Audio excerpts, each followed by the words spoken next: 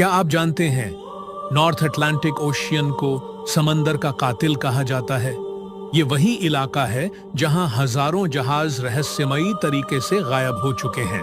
ये समंदर इतना खतरनाक है कि बड़े बड़े जहाज भी यहां आने से डरते हैं। जब यहां लहरें उठती हैं तो ऐसा लगता है जैसे समंदर खुद किसी को निगलने निकला हो। टाइटैनिक की तबाही भी इसी समंदर ने देखी थी।